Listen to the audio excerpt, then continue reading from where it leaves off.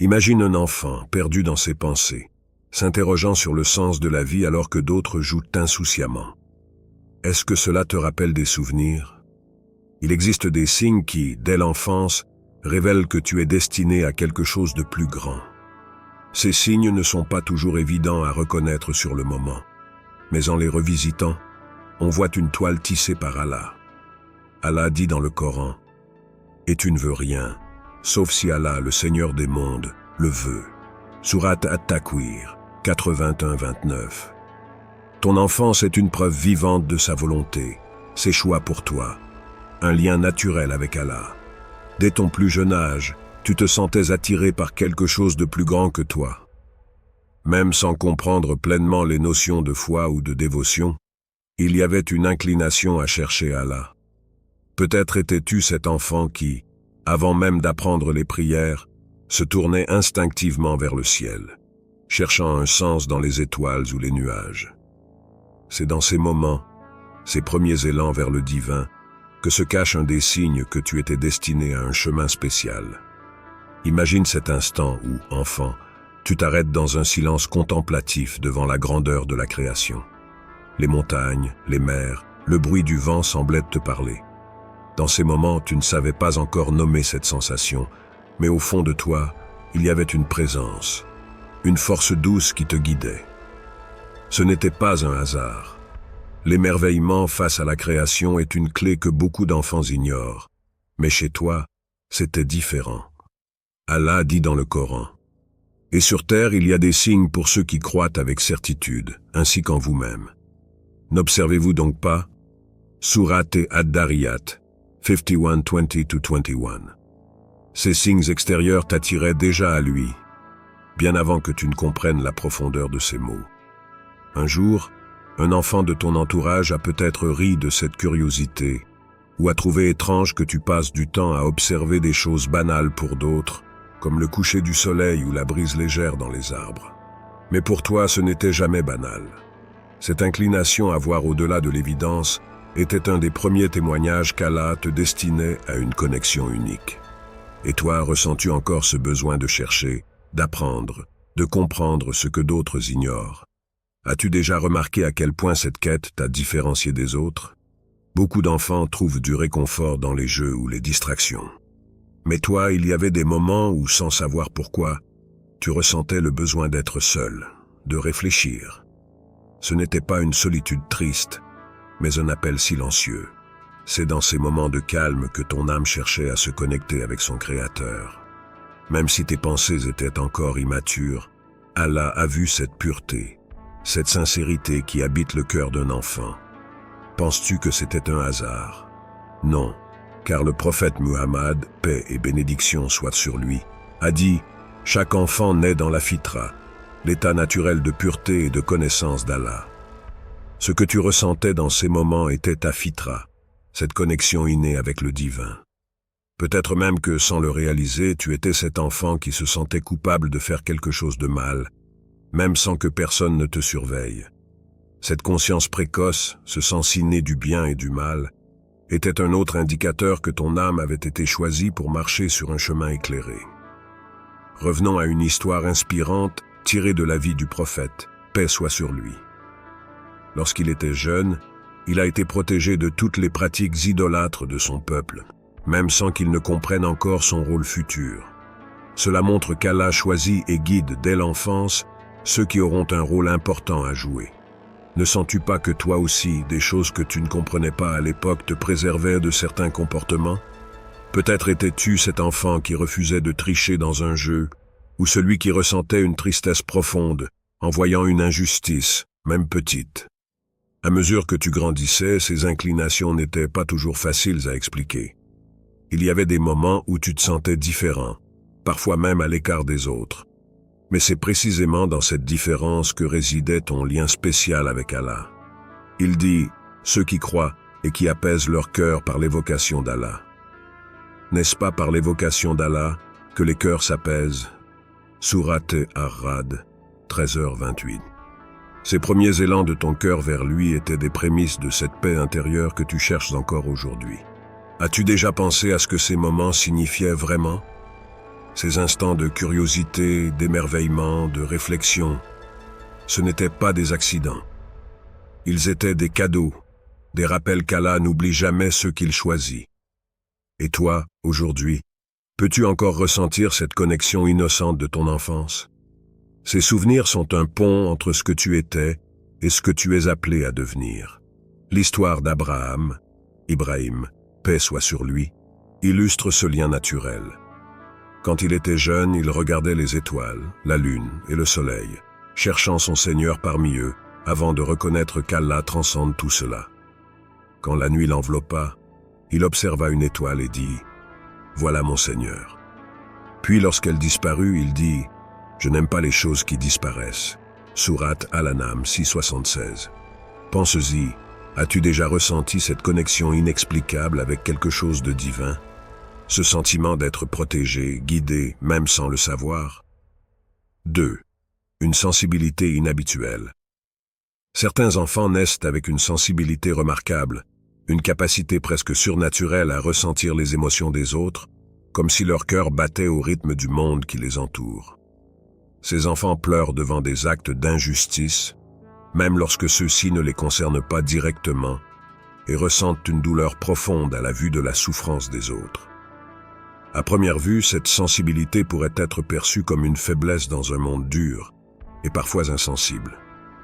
Mais en réalité, cette qualité est un trésor inestimable, un signe de force spirituelle rare.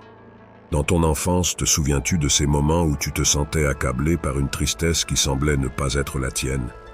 Peut-être était-ce en voyant un camarade de classe être ignoré ou en entendant les histoires de difficultés vécues par d'autres. Ton cœur réagissait instinctivement, comme si une partie de toi portait leur douleur. Cette sensibilité, bien que parfois douloureuse, était une lumière placée en toi par Allah pour te connecter au monde avec compassion et miséricorde. Le prophète Muhammad, paix et bénédiction soient sur lui, était lui aussi connu pour son immense sensibilité envers les autres. Il pleurait pour son peuple, priait pour leur pardon, même pour ceux qui lui faisaient du tort. Il disait « La miséricorde n'est retirée que de celui qui est privé de bien ». Cette sensibilité à la souffrance humaine est une qualité des cœurs choisis par Allah, car ils sont façonnés pour aimer, protéger et guérir. En grandissant, peut-être as-tu ressenti que cette qualité te rendait différent des autres. Les autres enfants pouvaient facilement ignorer une situation, tandis que toi, tu ne pouvais pas détourner le regard. Tu te sentais responsable du bien-être de tes proches, toujours prêt à sacrifier ton confort pour leur bonheur. À l'époque, cela pouvait être lourd à porter. Mais Allah dit dans le Coran, « Nous n'imposons à une âme que ce qu'elle peut supporter. » Sourate Al-Baqarah 286. Cette sensibilité, bien qu'intense, n'a jamais été un fardeau que tu ne pouvais pas porter. Elle était un cadeau, un moyen de te préparer à un rôle plus grand dans ce monde. Penses-tu encore à ces moments où tu pleurais en secret, où tu priais pour que les douleurs des autres s'allègent, même sans savoir exactement comment exprimer ces émotions? Ces prières silencieuses, ces larmes sincères étaient entendues par Allah. Elles étaient une preuve que ton cœur était vivant, connecté à une dimension spirituelle que peu d'enfants comprennent. Imagine une scène de la vie du prophète, paix soit sur lui. Un jour, en prêchant à Taïf, il fut rejeté et maltraité. Pourtant, il leva ses mains vers le ciel et pria pour leurs habitants, demandant leur pardon et leur guider. Il ne se laissa pas envahir par la colère ou l'amertume, car son cœur était rempli d'une miséricorde infinie. Cette histoire est un rappel que cette sensibilité, lorsqu'elle est canalisée vers le bien, est une force extraordinaire. Et toi, que fais-tu de cette sensibilité aujourd'hui? Te permets-tu encore de ressentir profondément?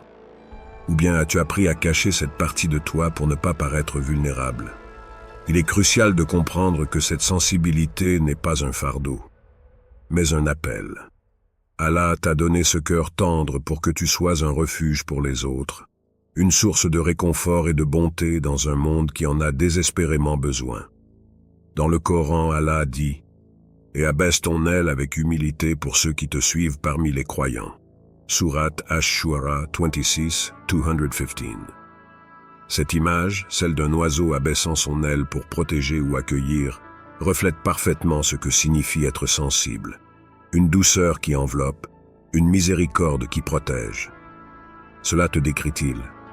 Te retrouves-tu dans cette métaphore où ton cœur agit comme un abri pour ceux qui te entourent?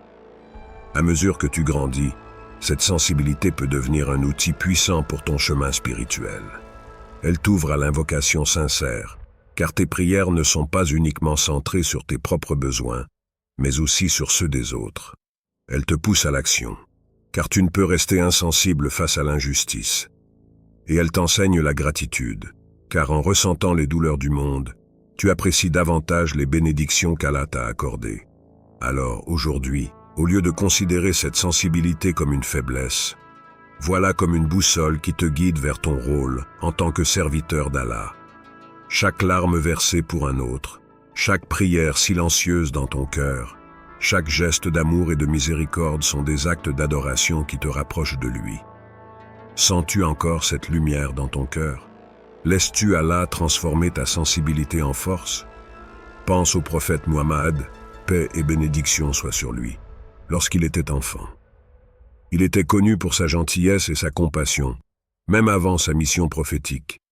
Il pleurait en voyant les souffrances des autres et ressentait une profonde responsabilité envers les plus vulnérables. Te souviens-tu d'un moment où, enfant, tu as ressenti une douleur qui n'était pas la tienne? Ou tu as essayé d'apporter du réconfort à quelqu'un, même sans comprendre pourquoi? Ce genre de cœur est façonné par Allah pour une mission spéciale. 3. L'isolement et l'introspection. Un autre signe est le besoin d'isolement. Contrairement à la plupart des enfants qui cherchent constamment la compagnie des autres, tu trouvais un refuge dans la solitude. Ce n'était pas une solitude vide, mais un espace où tu pouvais réfléchir, poser des questions profondes sur le monde et ta place dans celui-ci.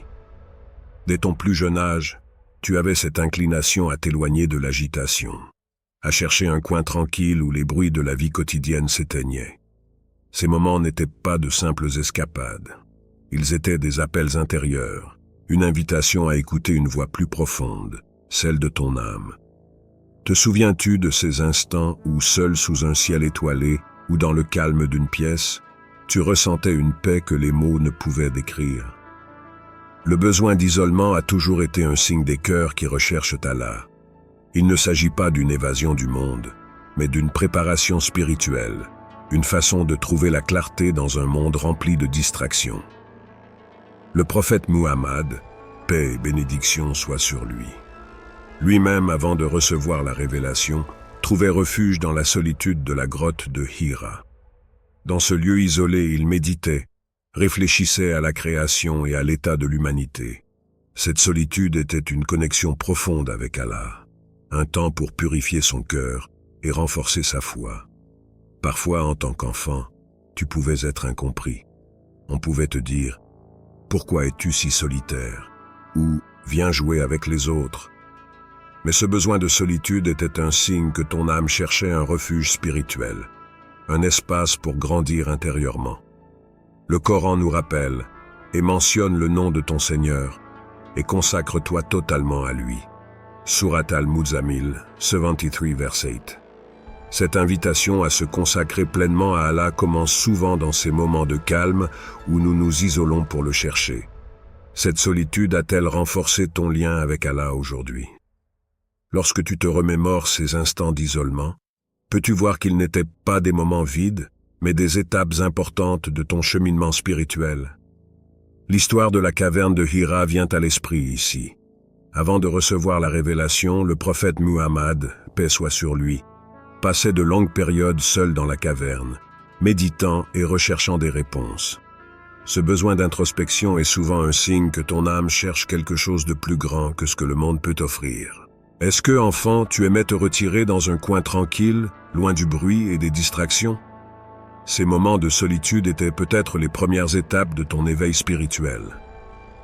4. Une attirance pour la justice et la vérité. Même enfant, tu ne pouvais pas supporter l'injustice. Peut-être étais-tu celui qui se levait pour défendre un camarade victime d'intimidation, ou celui qui posait des questions inconfortables aux adultes sur ce qui semblait être une inégalité. Allah dit dans le Coran, « Certes, Allah ordonne l'équité, la bienfaisance et l'assistance envers les proches. » Surat An-Nahl, 1690. Ce sens aigu de la justice est souvent donné à ceux qu'Allah prépare pour être des leaders spirituels. Pense-y. Y avait-il des moments où tu sentais un feu brûler en toi en voyant quelque chose de mal? Où tu voulais corriger ce que tu percevais comme une erreur, même si cela te mettait en difficulté? 5. Des rêves ou des intuitions claires. Enfin, l'un des signes les plus mystérieux est la présence de rêves ou d'intuitions claires. Même enfant, tu avais peut-être des visions ou des rêves qui semblaient porteurs de messages. Ces moments peuvent sembler étranges ou insignifiants à l'époque, mais ils sont souvent des signes d'une connexion spirituelle profonde. Pense à l'histoire de Joseph. Youssouf, paix soit sur lui. Lorsqu'il était enfant, il a rêvé de 11 étoiles, du soleil et de la lune se prosternant devant lui, un rêve qui annonçait son destin exceptionnel.